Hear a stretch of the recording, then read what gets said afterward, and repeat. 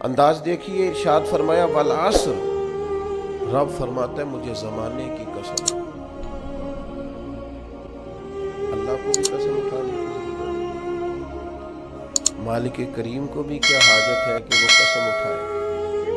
لیکن تاکید کر کے بات ذہن میں اتارنے کے لیے۔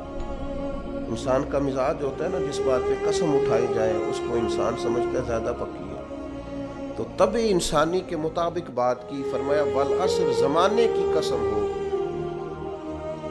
انسان کو پیدا کرنے والا رب قسم اٹھا کے انسان کی ایک بات کرتا ہے، والعصر، مجھے قسم ہو زمانے کی، ان الانسان لفی خسر، انسان کو پیدا کرنے والا رب فرماتا ہے بے شک انسان خسارے میں، گھاٹے میں، نقصان میں۔ لوگ اس کو کہہ رہے ہیں بڑا سیٹ ہے، لوگ کہہ رہے ہیں بڑا کامیاب، یہ بھی کہہ رہا ہے اللہ کا بڑا شکر ہے، لیکن پیدا کرنے والا رب، انسان کو بنانے والا، اس کو جاننے والا رب فرماتا ہے مجھے زمانے کی قسم ہو یہ نقصان میں ہے۔ اور خسارہ اس خسارے کو نہیں کہتے کہ لوگ کہتے ہیں میں نے کاروبار کیا تھا تو نفع نہیں ہوا نقصان ہوا، خسارہ اس خسارے کو کہتے ہیں جو اصل مال بھی ضائع ہو جائے، راس المال بھی ضائع ہو جائے تو کہتے ہیں خسارہ ہوا،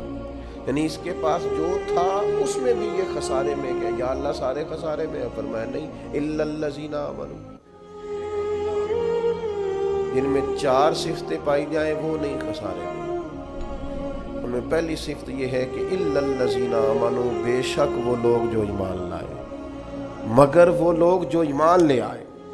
جن کا ایمان مضبوط ہو، جن کا عقیدہ ہو کہ اللہ ہمارا رب ہے، وہی پیدا کرنے والا ہے، وہی رزق دینے والا ہے، اسی کی تقدیر کا غلبہ ہے، رب کریم ذرے ذرے کو جانتا ہے، اللہ تعالیٰ نے جس حال میں رکھا ہے یہی حال میرے لیے بہتر ہے، انسان محنت پوری کرے، نتیجہ اپنے رب پہ چھوڑ دے، اسباب سارے جمع کرے، بھروسہ اپنے اللہ تعالیٰ پہ کرے، عقائد کے لحاظ سے پختہ ہو، اور پھر اس کا عقیدہ ہو کہ بعد از خدا بزرگ تو ہی قصہ مختصر، کائنات میں سب سے عرفہ والا، عظمتوں والے، شانوں والے، بلندیوں والے، رفتوں والے،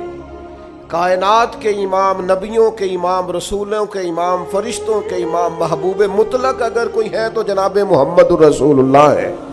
صلی اللہ تعالی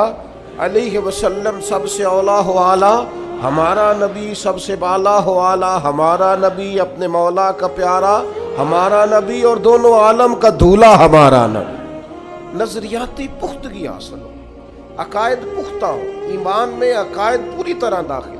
عقائد اہل سنت کا پابند ہو بندہ۔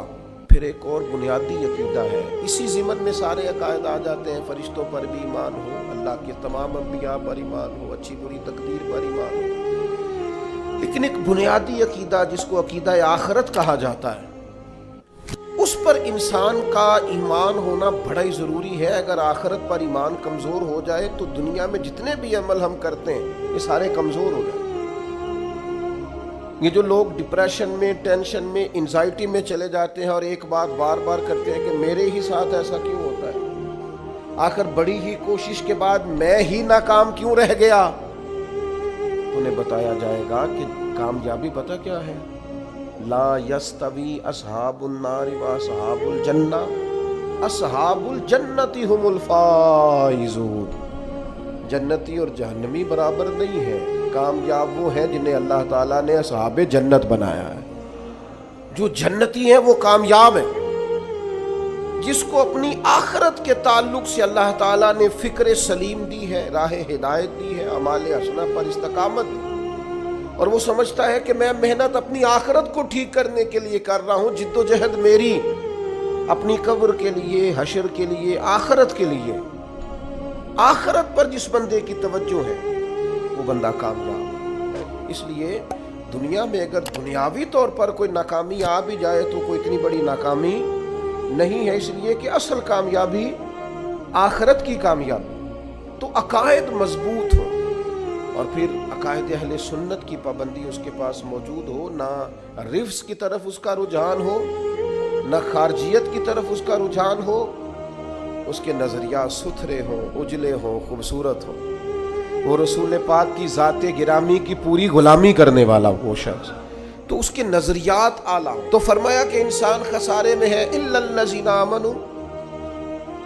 مگر وہ لوگ جو ایمان لائے، وعملوا الصالحات، اور جنہوں نے نیک اعمال کیا۔ اور یہاں بات ختم نہیں ہوئی، دو صفتیں اور بھی پیدا کریں۔ یہ دو باتیں ان کی اپنی ذات تک تھی،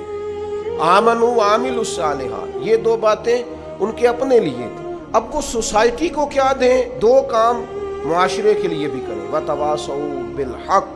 حق بات کی نصیحت کریں وہ معاشرے، خیر کی بات کی نصیحت کریں، وائرل باتیں نہ کریں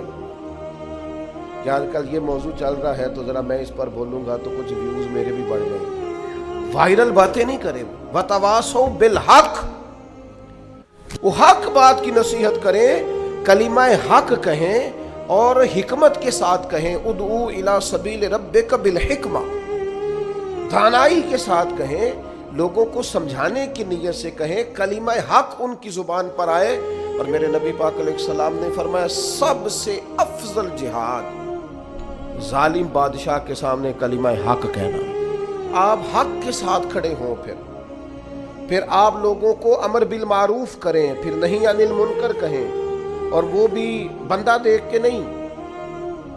اگر امیر آدمی غلطی کر رہا ہے تو پھر آپ خاموش ہیں، اگر کسی غریب کو کرتے دیکھ لیا ہے تو آپ نے دینی حکمت کو بھی پیش نظر نہیں رکھا اور اسے رسوائی کر دیا ہے، آپ نے اسے سخت ترین تکلیف سے گزار دیا ہے۔ حق بات کی نصیحت کریں، اور جو لوگ حق بات کہتے ہیں نا ان پر تکلیف بھی آتی ہے، تکلیف آتی ہی ہمیشہ حق کہنے والوں کو۔ تو چونکہ میدان لگایا ہے، اب حق میں نکلے ہو، اب تم نے سفر شروع کیا ہے تو بھائی پیروں پہ چھالے تو پڑیں گے، سفر کرو گے تو تھکاوٹ تو ہوگی، کوئی رستہ طے کرو گے تو گرد تو پڑے گی، اگر کسی سمت تیز دوڑو گے تو مخالف سمت سے ہوا تو تیز آئے گی۔ اب وہاں گھبرانا نہیں، کمزور نہیں پڑنا، تھکی باتیں نہیں کرنی۔ اب ایسا نہ ہو کہ تم نے معذرت خواہانہ رویہ اختیار کیا، وتواصوا بالحق وتواصوا بالصبر، وہ حق بات کی وصیت کرتے ہیں اور ایک دوسرے کو صبر کی تلقین کرتے ہیں۔ چار صفات پیدا کریں تو خسارے سے بچ سکتے ہیں۔